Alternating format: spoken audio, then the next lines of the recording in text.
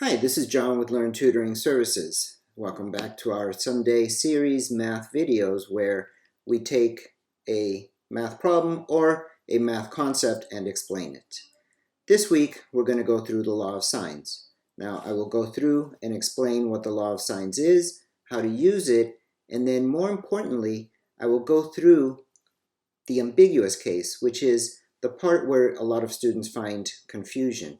It's where you could actually have two solutions. So let's get started. The law of signs tells us that the ratio of any one side to the sine of the angle opposite it will be equal amongst all three. So A over the sine of A will equal B over the sine of B, which will equal C over the sine of C. That ratio is equal amongst all three sides in any triangle. Now, here I have it written in two variations. The first one on the left, I have the length of the sides written as the numerator and the sine of its corresponding angle in the denominator. Can also be written with its reciprocal, the sine of the angle in the numerator and the side as the denominator. Okay, that's the law of signs. Let's go into doing some examples. Okay, the first scenario that we will go into is ASA, or angle side angle. So let's say we're given that angle A is 40 degrees, side C is 10, and angle B, let's say, is 80 degrees.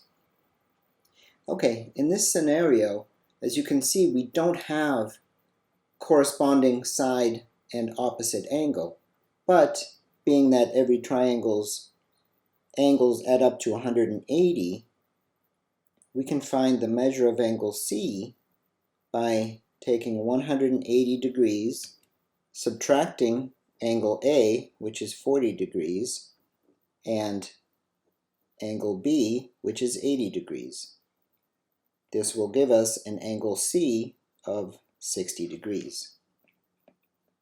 We can now use this angle C and its corresponding opposite side to figure out both side A and side B.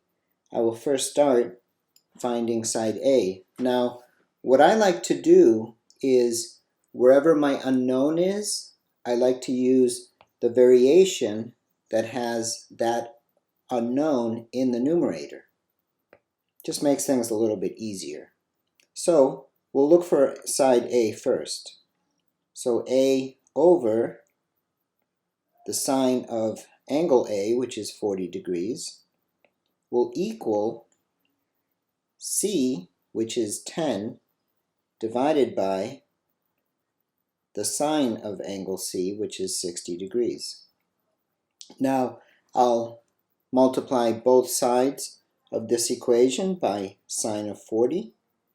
I will have A equal 10 times the sine of 40 degrees divided by the sine of 60 degrees.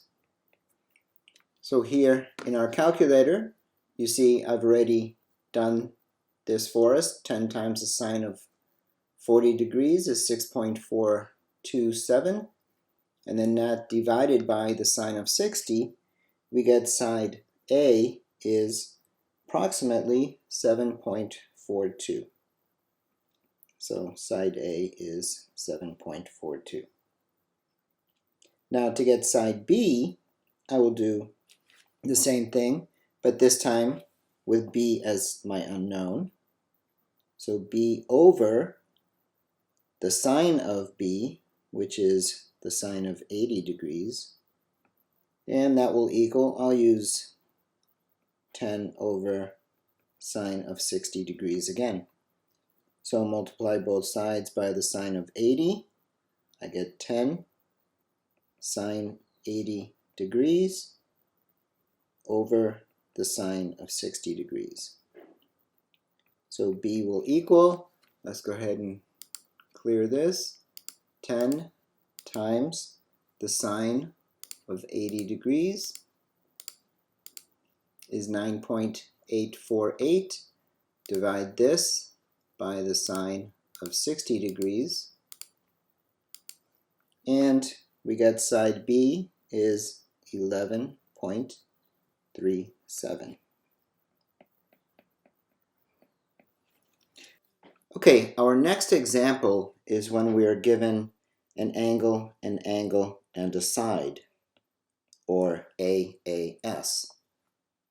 So here we will have angle A given to us as 40 degrees, angle B given to us as 80 degrees, and then side A we will have as 10. Now here, just as in our previous example, we can figure out the third angle, angle C, by subtracting both of our given angles from 180 degrees. So 180 degrees minus 40 degrees minus 80 degrees, that will give us 60 degrees. Okay, so now we have angle C as 60 degrees. We have all three of our angles. Now we will use the fact that we are given angle A and side A to figure out both side B and side C. So we will have B over the sine of B, which is 80 degrees, is equal to 10 over the sine of 40 degrees. Multiply both sides by the sine of 80, and I get 10 sine of 80 degrees divided by the sine of 40 degrees. And plugging that into our calculator,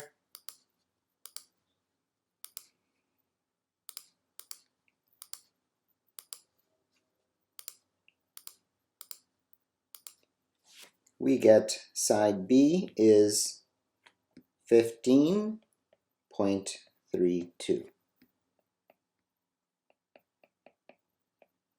And we repeat the process for side C. C over the sine of 60 degrees will equal, I will use side A again, 10 over the sine of 40 degrees. Multiplying both sides by sine of 60, we get C equals 10 sine 60 degrees divided by sine of 40 degrees.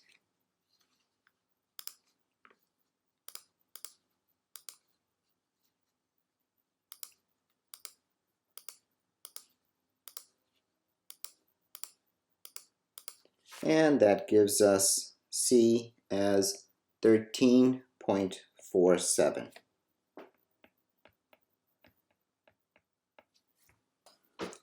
Okay, for our last situation, it'll be the one that brings up the ambiguous case, where there could be possibly two triangles.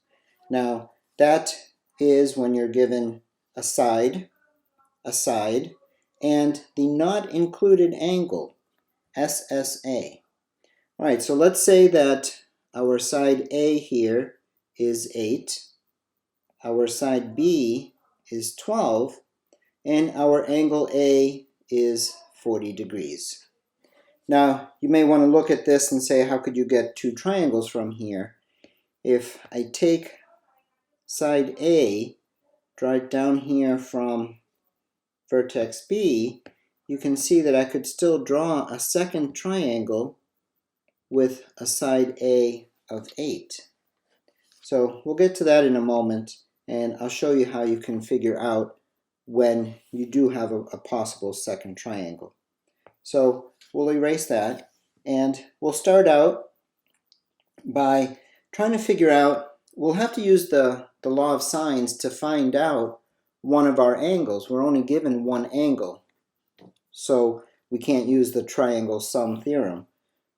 So I'm going to use now our second variation of the law of sines, the one that has the sine of the angle in the numerator.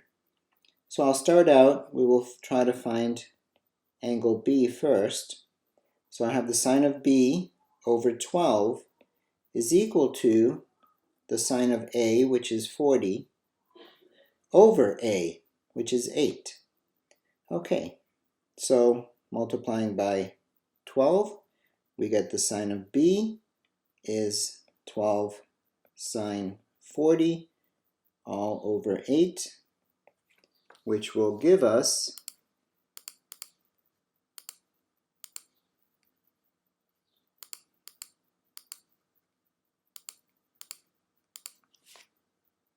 sine of B will equal approximately 0.9642. So to find the angle that actually gives us this sine, on the calculator you use the inverse sine function. I'll come up here and grab our answer, and we get an angle of approximately 74.62 degrees.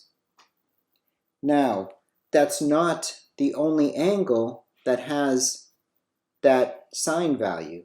If you recall, the sine is positive in both the first and second quadrants. So to get the other angle, we take, and I'll change over to blue, 180 minus this answer, 74.62, and that gives us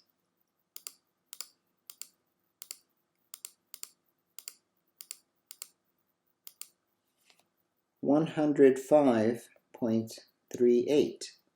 That angle also has a sine of 0.9642. Now, the way that we can check to see if you do have a possible second triangle is take this other value, 105.38, add it to the angle that you're given, 40 degrees in this case, and that gives us 145.38. If this answer is less than 180 degrees, you have two possible triangles. So we will go ahead and finish both of them.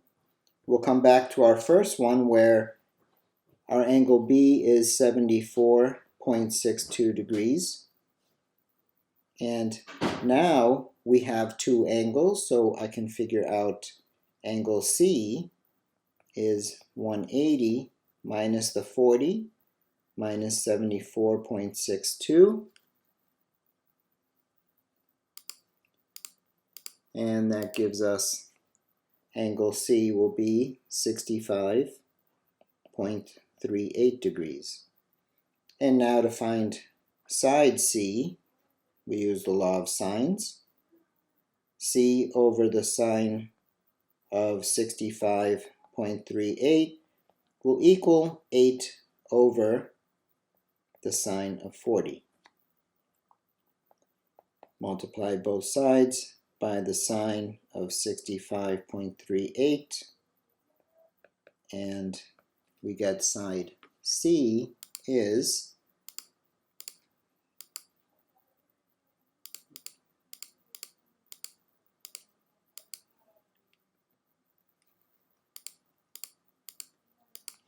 11.31.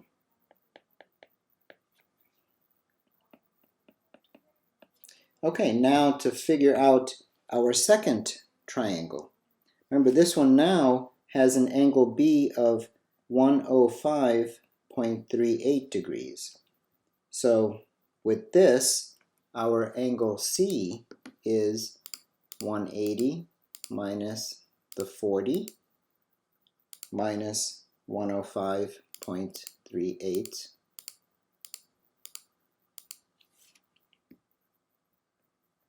minus 40 minus, and we get 34.62.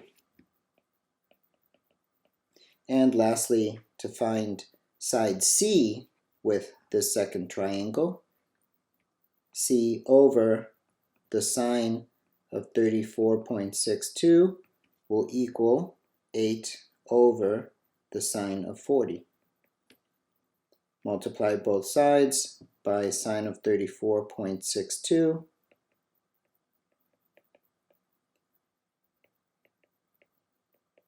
And that will give us